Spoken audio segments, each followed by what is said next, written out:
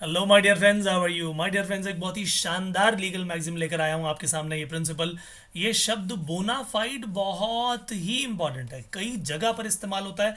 और बोनाफाइड का उल्टा होता है जी मेलाफाइड। ठीक है।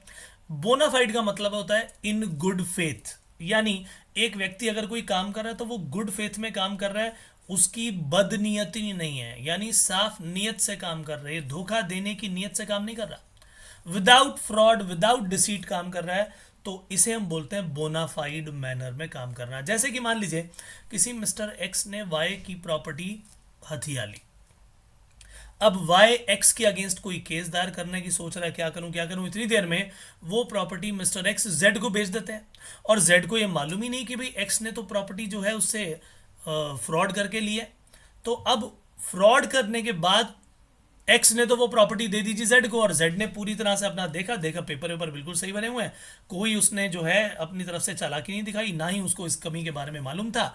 और जेड ने जो है वो प्रॉपर्टी एक बोनाफाइड परचेजर के रूप में ली। तो क्या इसमें जेड की गलती मानी जाएगी? माय डियर फ्रेंड्स, लॉ कहता है कि नहीं, इसमें जेड की कोई गलती नहीं है। जेड जो है यहां पर क्या होगा, फ्रॉड का केस है ये, जेड क्या होगा, बोनाफाइड बायर माना जाएगा, उसके अगेंस्ट कोई कार्रवाई नहीं होगी। लेकिन ये चोरी अगर होती तो फिर उसे बोनाफाइड बायर नहीं मानते, क्योंकि ये जरूरी हो जाता है कि चोरी वाले केस में वो पूरी तरह से तहकीकात करे और उसका बिल ले ले। ठीक है, कि आपका ओरिजिनल बिल जो है वो लेकर आओ, वो तो उसके पास होगा नहीं। लेकिन जैसे कि मैं बता रहा हूँ, प्रॉपर्टी फ्रॉड से हथिया ली, तो वो कैसे, कि मान लो एक्स ने वाई से कहा होता कि भाई ये लो प्रॉपर्टी के 10 लाख रुपए लो, 20 लाख की प्रॉपर्टी है, मैं तुम्हें 10 लाख रुपए 4 महीने बाद दूंगा।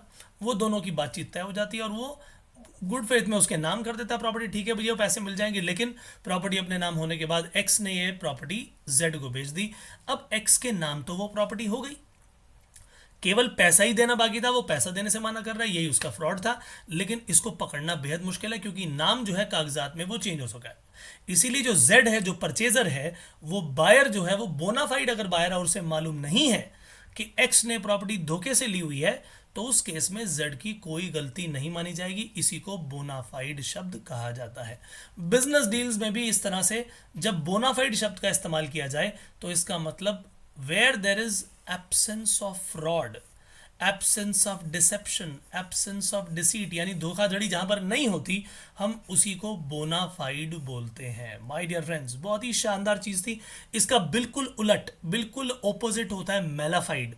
जो मैंने बातें बताई उसको ऑपोजिट कर दीजिए तो वो मेलाफाइड बन जाएगा। ठीक है। सो माय डियर फ्रेंड्स, ये था हमारा आज का लीगल मैगजीन। मिलेंगे अगले सेशन में, तब तक के लिए दीजिए इजाजत।